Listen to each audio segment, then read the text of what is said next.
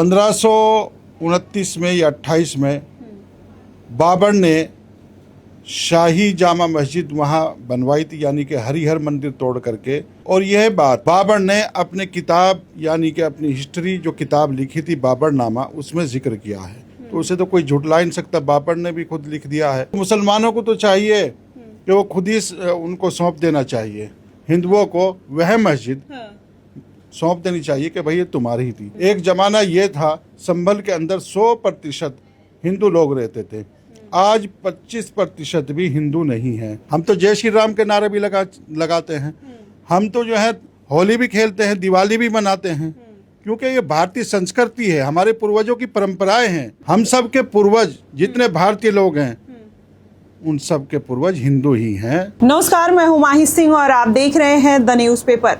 उत्तर प्रदेश में इलेक्शन एक बार फिर से आने वाले हैं। उससे पहले तमाम ऐसे सवाल हैं जो खड़े हो रहे हैं। कहा यह जा रहा है कि इस बार अखिलेश यादव या योगी बाबा कमबैक करेंगे, ये भी कहीं ना कहीं मुद्दा बना हुआ है। लेकिन उसके साथ अगर देखें तो कई ऐसी चीजें हैं जिसमें सुरक्षा व्यवस्था, कानून व्यवस्था और महिलाओं की सुरक्षा को लेकर भी सवाल खड़े होने लगे हैं। अखिलेश सरकार बार बार ये दावा करती है कि जो सुरक्षा व्यवस्था है वो उतनी सटीक नहीं है योगी आदित्यनाथ के द्वारा। वहीं योगी आदित्यनाथ कहते हैं कि चाहे सुरक्षा व्यवस्था हो, कानून व्यवस्था हो, हमने सब पर ध्यान दिया है और जीरो टॉलरेंस की जो नीति है वो भी सटीक तरीके से अपनाई है। विकास का भी एक बड़ा मुद्दा है। आज इन्हीं तमाम मुद्दों पर चर्चा करेंगे। हमारे साथ सर जुड़े हुए हैं। सर, क्या लगता है कि उत्तर प्रदेश में एक बार फिर से योगी बाबा का कमबैक होगा या फिर अखिलेश यादव एक बार कमबैक करते हुए नजर आएंगे? देखिए, भारतीय जनता पार्टी ने भी कल सिद्ध कर दिया है और साबित कर दिया है राष्ट्रीय अध्यक्ष जी ने कि योगी आदित्यनाथ जी के नेतृत्व में ही 2027 का चुनाव लड़ा जाएगा। अच्छा। तो जाहिर सी बात है कि तीसरी बार माननीय मुख्यमंत्री श्री योगी आदित्यनाथ ही बनने जा रहे हैं। और 2017 के मिशन को लेकर के जो तैयारियां की गई थी वही तैयारियां 2027 की चल रही हैं। पिछले जो 9 साल गुजरे हैं योगी सरकार के उत्तर प्रदेश में, उसमें बहुत सारा विकास हुआ है, सुरक्षा मिली है, शिक्षा पर भी काम हुआ है और जितनी जन कल्याणकारी योजनाएं योगी सरकार में लोगों के जनहित और कल्याणकारी के लिए चलाई गई हैं, उससे बहुत फायदा आम जन को हुआ है। ठीक है। आप जैसे आप एक मुस्लिम हैं, कहा यह जाता है कि योगी आदित्यनाथ जो है वो भेदभाव की राजनीति करते हैं। वहीं अखिलेश यादव एमवाई समीकरण को पूरी तरीके से साधते हैं, जिसमें मुस्लिम यादव समीकरण पूरी तरीके से फिट बैठता है। दूसरी तरफ आप संभल में देख रहे हैं कि किस तरीके से मस्जिद को लेकर विवाद हो रहा है और फिर हिंदू लोग कह रहे हैं कि यहाँ पर मंदिर है और मुस्लिम लोग कह रहे हैं यहाँ पर मस्जिद है। क्या अगर ऐसे छोटे छोटे मुद्दे निकल कर आएंगे जमीनी स्तर पर, क्या फिर से वही जो आप कह रहे हैं कि विकास का जो पैरामीटर है उसके साथ साधा जा सकता है, वो पॉसिबल होगा? देखिए, आपने संभल का जिक्र किया है। संभल का जिक्र शास्त्रों में और पुराणों में भी है। संभल वो जगह है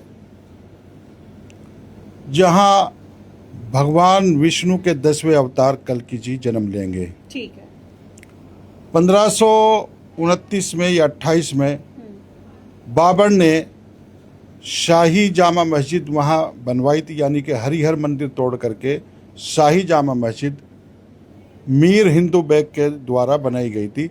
और यह बात बाबर ने अपने किताब यानी कि अपनी हिस्ट्री जो किताब लिखी थी बाबरनामा, उसमें जिक्र किया है। तो उसे तो कोई झुठला नहीं सकता, बाबर ने भी खुद लिख दिया है। और उनके साहबजादे पुत्र अकबर बादशाह ने भी अपनी अकबर आईना में लिखा है कि ये हरिहर मंदिर था, इसको तोड़ करके यहाँ मस्जिद बनाया गया है। तो विवाद तो अगर गलत कर रहे हैं मुसलमान, वो गलत है, ऐसा नहीं करना चाहिए। कब्जा करके या किसी की ज़मीन ज़बरदस्ती या उसका घर तोड़ करके या मंदिर तोड़ करके किसी की पूजा स्थल को तोड़ करके वहाँ कोई नमाज पढ़ेगा, वो इबादत कबूल होती नहीं, नमाज वो अदा होती न कबूल होती है। तो मुसलमानों को तो चाहिए कि वो खुद ही उनको सौंप देना चाहिए, हिंदुओं को वह मस्जिद सौंप देनी चाहिए कि भाई ये तुम्हारी ही थी। पृथ्वीराज चौहान के ज़माने में जब उनका शासन काल था, उस वक्त वहाँ पर वे मंदिर बनाया गया था। और संभल में 1947 के बाद भी बहुत सारे दंगे हुए हैं। एक ज़माना ये था संभल के अंदर 100% हिंदू लोग रहते थे, आज 25% भी हिंदू नहीं है। 1978 में बहुत बड़ा दंगा हुआ, 10-12 बार जो है दंगा हुआ है। वहाँ पर ऐसे जुल्म हुए हैं 1978 में, 183-84 लोग मारे गए थे कि लोगों के पकड़ के टांग एक दूसरे ने इधर को खींची, दो ने इधर को खींची, दो ने इधर को खींची, बीच में से चीर दिए गए। लकड़ियों के अंबार टाल लगी हुई थी, जो लकड़ी बेचने वाले होते हैं उन पर इंसानों को जो है फेंक करके ऐसे ही आग लगा दी, तेल छिड़क करके आग लगा दी। बहुत दर्दनाक मौत दी है, दहशत फैलाने के लिए। लोग पलायन करने के लिए मजबूर हुए हैं। जब से योगी सरकार आई है अब वहाँ कोई पलायन नहीं हो रहा है, दोबारा से फिर सनातन धर्म का परचम वहाँ लहराता जा रहा है। जो लोग पलायन कर गए थे वो भी धीरे धीरे अब संभल में आ रहे हैं। तो योगी सरकार की ही ये देन है। यदि समाजवादी की सरकार उत्तर प्रदेश में होती और केंद्र में कांग्रेस की सरकार होती तो आज बहुत सारे सनातनी भी 50% ये हालत और ये मजबूर कर देते कि उनको मुसलमान बनने पर मजबूर कर देते। जब ऐसी स्थिति में भी आज मुसलमान अपने मिशन पे लगा हुआ है, यानी कि जो उनका मिशन है कि हम गजवाए हिंद 1947 में हम इसको इस्लामिक राष्ट्र बनाएंगे, चाहे वो छंगूर बाबा हो। जलालुद्दीन छंगूर बाबा ने 4000 हिंदुओं का धर्मांतरण कराया है, और जब वो पकड़ा गया उसकी पोल खुली तो मुसलमान भी कह रहे थे, तो खुद कह रहा था कि मुझे झूठा फंसाया जा रहा है। लेकिन NIA की जांच में पाया गया, कोर्ट में साबित हुआ है कि उसके पास 300 करोड़ रुपए की संपत्ति कई देशों में है, और 5 राज्यों में उसका नेटवर्क मक्कड़ जाल फैला हुआ है। भारत के अंदर में भी 1000 कार्यकर्ता उसके कार्य कर रहे हैं, और वह जो है अपने बहन बेटियों के, सनातनी बहन बेटियों के दाम के लगा देता, यानी कि उनकी कीमत लगा देता। यानी कि छतरी की जो बेटी होती थी उसके दाम अलग थे, जो पिछड़ा वर्ग की थी उसके दाम अलग थे, जो दलित थी उसके पिछड़े, और इस तरह के जितने भी अनुसूचित जाति जनजाति की लड़कियां होती उनके दाम अलग अलग करके वो उनको पैसे दे करके, बहका के, फुसला करके उनको यानी कि धर्म से हटा करके मजहब में शामिल कर रहा था। धर्म तो सिर्फ दुनिया में एक ही है, वो है सनातन धर्म। और सनातन धर्म को इतना सपोर्ट कर रहे हैं, फिर आपके ऊपर भी फिर वही है फतवा वगैरह जारी हो जाएगा। और दूसरी तरफ आप ये कह रहे हैं कि यहाँ पर वो गजवाए हिंद करना चाहते हैं। यहाँ पर और पार्टियों का, विपक्षी पार्टियों का आरोप है कि क्या ये भगवाए हिंद करने की कोशिश कर रही है भारतीय जनता पार्टी। तो बात तो वही आ गई। देखिए, फतवा से तो हम डरने वाले नहीं हैं। मैं फतवे नगरी में ही रहता हूँ, देवबंद में। हाँ। और यहाँ संविधान है भारत में, यहाँ शरिया का कानून नहीं चलेगा। ये भारत देश है, ये संविधान से चल रहा है और संविधान से ही चलेगा, ना कि शरिया के कानून से चलेगा। और अभिव्यक्ति की आज़ादी पर कोई भी प्रतिबंध नहीं लगा सकता, किसी को अधिकार नहीं है।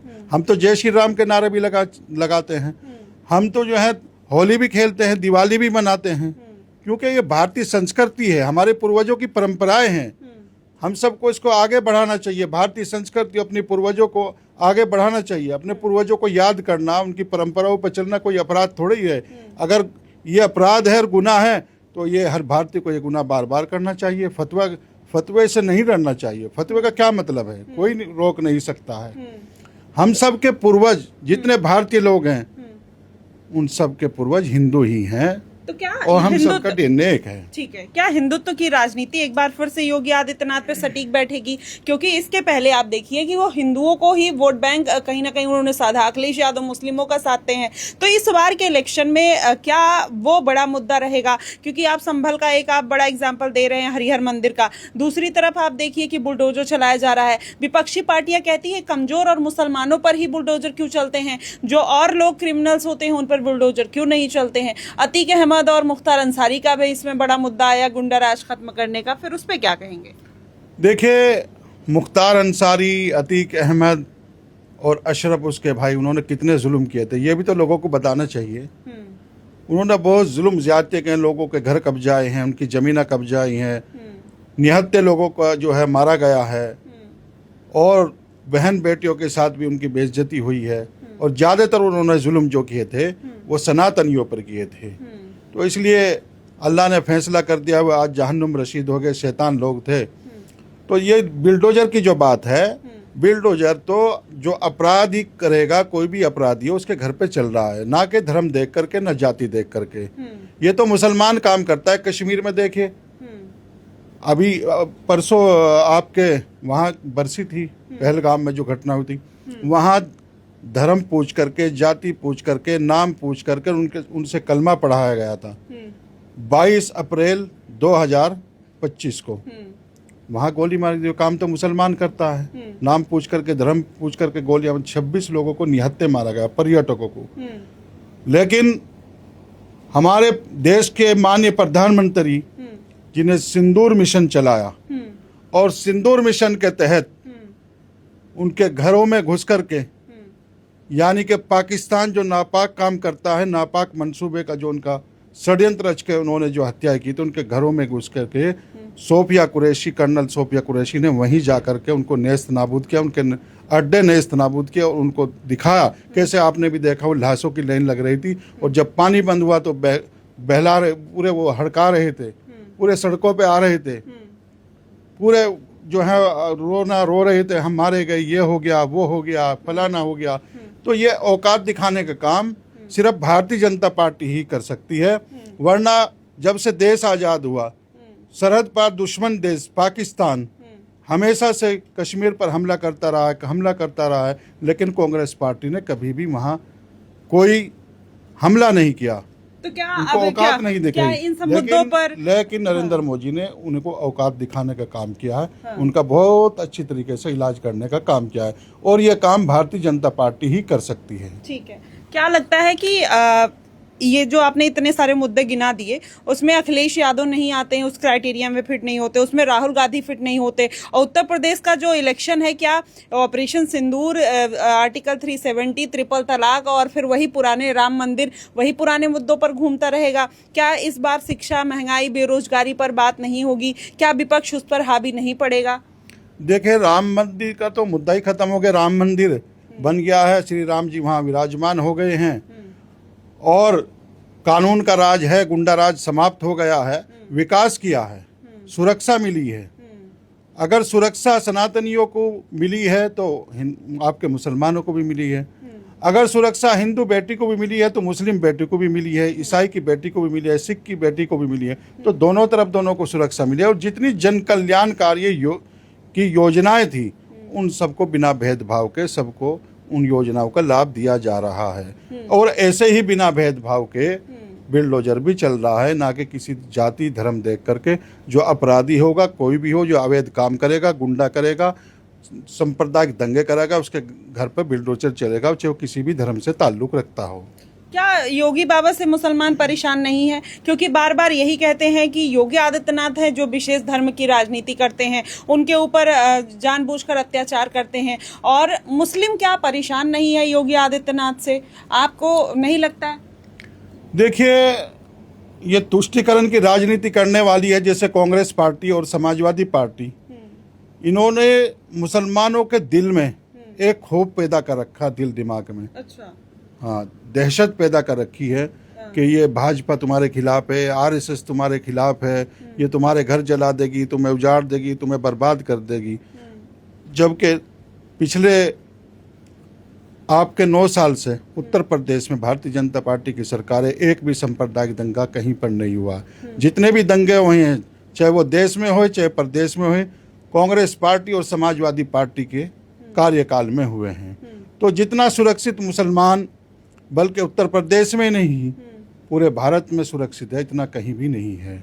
तो क्या ये बात मुसलमान भी मानता है कि वो सुरक्षित है इस देश में? इस बार क्या पैरामीटर थोड़ा चेंज होगा? क्योंकि अभी तक जो वोट बैंक था, हिंदुत्व का कोर वोट बैंक का योगी आदित्यनाथ को मिला है, चाहे उसमें जनरल कास्ट वाले जितने हो, खासकर सवर्णों का।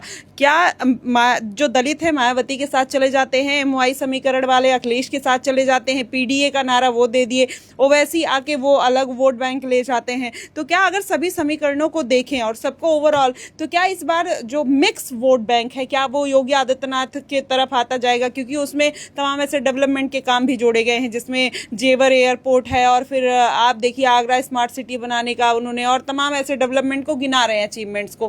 क्या वो जो जाति समीकरण है या डेवलपमेंट का क्या ज्यादा भारी पड़ेगा? देखिए, विकास मुद्दा है, डेवलपमेंट हुआ है। आपका मुजफ्फरनगर को भी जो है स्मार्ट सिटी बनाया जा रहा है। हाँ। आपके मेरठ से लेकर के मेरठ, नोएडा, गाजियाबाद होते हुए बहुत सारी मेट्रो चल रही हैं, रैपिड ट्रेन चलाई जा रही है, वंदे भारत ट्रेन पूरे देश में चलाई जा रही है। जेवर में इतना बड़ा एयरपोर्ट बनाया गया, देश का सबसे बड़ा एयरपोर्ट कहाँ? उत्तर प्रदेश में बनाया गया। आप नोएडा की बात कर लीजिए, नोएडा में कितना विकास हुआ है, कब का कहाँ था नोएडा, आज कहाँ खड़ा है। यानी कि उत्तर प्रदेश आज उत्तम प्रदेश हो गया है। सारा विकास हुआ है, हर जगह पुल बनाए गए हैं, सड़कें बनाई गई हैं, रेलें चलाई जा रही हैं, जहाज के अड्डे बनाए जा रहे हैं और योजनाओं का लाभ दिया जा रहा है। और समाजवादी पार्टी और कांग्रेस पार्टी ने तो जनता के पैसे का लूटने और खसोटने का काम किया है। योगी आदित्यनाथ जी ऐसे माननीय मुख्यमंत्री हैं जिनके बीवी नहीं है, बच्चे नहीं हैं, उनके तो जेब भी नहीं है कुर्ते में। वो पैसा क्या क्या करेंगे, किस लिए करेंगे, किस लिए लूट खसोट करेंगे? वो तो एक एक पैसा पूरा विकास के लिए लगवा रहे हैं। कोई ठेकेदारी प्रथा नहीं है, कोई जिले नहीं बटे हैं। समाजवादी पार्टी में तो ये होता है, एक जिला है गुंडा, कुछ जगह उनके परिवार के लोग थे 10-15 जनप्रतिनिधि, कोई विधान परिषद सदस्य है, कोई विधायक है, कोई MP है, कोई राज्यसभा सांसद है, उन सब के जिले बटे हुए थे। यानी कि तुम वहाँ इतने जिले दे दिए, वहाँ लूट खसोट करो। लेकिन और परिवारवाद था ना, भारतीय जनता पार्टी में परिवारवाद है ना, किसी तरह का कोई संगठित गुंडे लुटेरे हैं आम जनता को लूटने वाले। एक एक पैसा जितना ऊपर से आ रहा है, एक एक पैसा अपने विकास कार्य में लगाया जा रहा है। यह है खासियत योगी आदित्यनाथ जी में। क्योंकि उन क्या करेंगे वो पैसे का? वो तो एक संत हैं और हकीकत में एक संत हैं। उनके कोई बीवी नहीं है, बच्चे नहीं है, जेब तक नहीं है कुर्ते में, कपड़े पहनते हैं, नीचे सोते हैं, जो मिल जाता है खा लेते हैं मठ में पको, या आपका वहाँ जो अपने माननीय मुख्यमंत्री का जो निवास है वहाँ जो भी मिल जाए, दाल रोटी सादा खाते हैं, बिना प्याज लहसुन का खाना खाते हैं। प्याज लहसुन तक जो इंसान नहीं खा रहा है वो क्या घोटाला करेगा? तो ये विपक्ष तो आरोप लगा रहे हैं और लगाते रहेंगे। ठीक है, देखिए देश का मुसलमान या उत्तर प्रदेश का मुसलमान अब ये बात समझ रहा है, जिसमें खुलकर सर ने अपनी बात रखी और ये बात कही कि अब इस बार जो मुद्दा है वो जाति का नहीं रहने वाला है, MI समीकरण का नहीं रहने वाला है। वो इस बार का मुद्दा होगा डेवलपमेंट, जो चाहे आगरा हो, चाहे मुजफ्फरनगर हो, चाहे जेवर एयरपोर्ट हो, तमाम ऐसे इन्वेस्टमेंट भी उत्तर प्रदेश में आते हुए नजर आए हैं, जिसकी वजह से हो सकता है कि योगी आदित्यनाथ को जनता इस बार भी चुनती हुई नजर आए। आपको क्या लगता है कि इस बार 2027 में इलेक्शन का सबसे बड़ा मुद्दा क्या रहने वाला है? अखिलेश यादव की तरफ से, योगी आदित्यनाथ की तरफ से? आप हमें कमेंट बॉक्स में जरूर बताएगा। फिलहाल के लिए बस इतना ही। देश और दुनिया की तमाम खबरों के लिए हमारे साथ बने रहिएगा द न्यूज़पेपर पे। धन्यवाद।